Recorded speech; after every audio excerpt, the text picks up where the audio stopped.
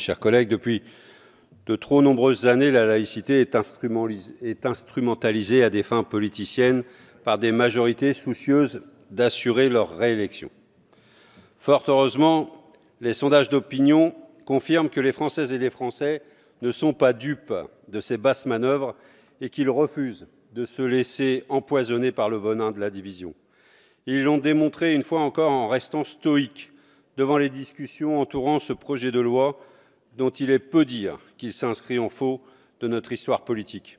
En effet, avec ce texte, ce gouvernement et cette majorité dévoient un principe fondateur de notre République sociale et tournent le dos à l'esprit qui a guidé le législateur en 1905. J'aimerais rappeler ici que la laïcité voulue par Aristide Briand et Jean Jaurès n'est en aucun cas une négation de la religion, mais bien un élément de concorde indispensable à la cohésion nationale. Elle repose sur la liberté de conscience et la liberté de culte, sur la séparation des églises et de l'État, et sur l'égalité de tous devant la loi, quelles que soient les croyances et les convictions de chacun. Telles étaient les considérations qui ont animé nos augustes prédécesseurs au cours des 10 mois de discussions parlementaires qui eurent lieu en 1905. Mais de tout cela, il n'a rien été durant nos débats. Non, nous avons été pour notre part captifs des obsessions identitaires de quelques-uns, certains s'autorisant même à décréter quelle danse pouvait être jugée convenable par le législateur au cours d'un mariage, ou encore de quelle façon les mamans accompagnatrices se devaient d'être vêtues à l'occasion d'une sortie scolaire. Nous avons assisté, blême, à la retranscription par la majorité présidentielle des desiderata du Rassemblement national, notamment lorsqu'il s'est agi de savoir si un assesseur avait le droit de porter un signe d'appartenance religieuse. Il s'en est fallu de peu pour voir sombrer définitivement dans les abysses que nous avons dû batailler pour vous ramener à la raison en vous rappelant que la laïcité oblige à la neutralité confessionnelle de l'État, de la République, mais que ce n'est pas le cas pour la société et les individus qui la composent.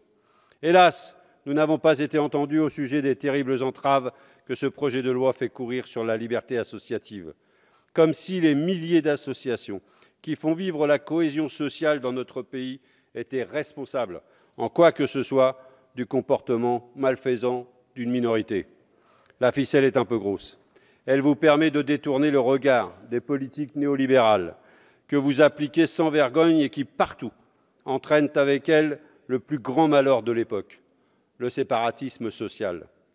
Je vous le demande, mes chers collègues, où sont les mesures pour lutter contre les inégalités scolaires, alors même qu'aujourd'hui, une proportion significative de nos meilleurs élèves est très tôt scolarisée dans un entre-soi à la fois scolaire et social, réduisant en cendres l'égalité des chances? Où sont les mesures pour réparer l'ascenseur social au moment où les enfants d'ouvriers ont toutes les peines du monde à poursuivre des études supérieures?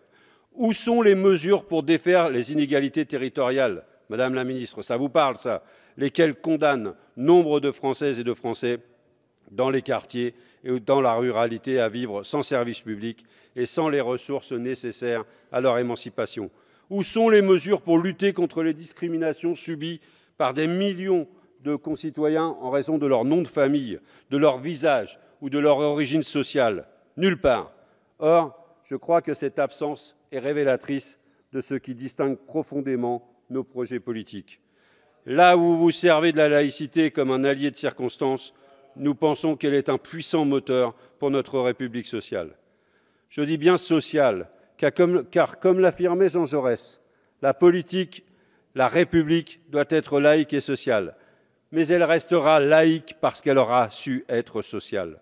En d'autres termes, si la laïcité garantit la liberté de conscience et le droit, l'égalité en droit, elle ne pourra pas être un vecteur d'émancipation si elle n'est pas accompagnée par des mesures sociales capables de briser les chaînes du déterminisme.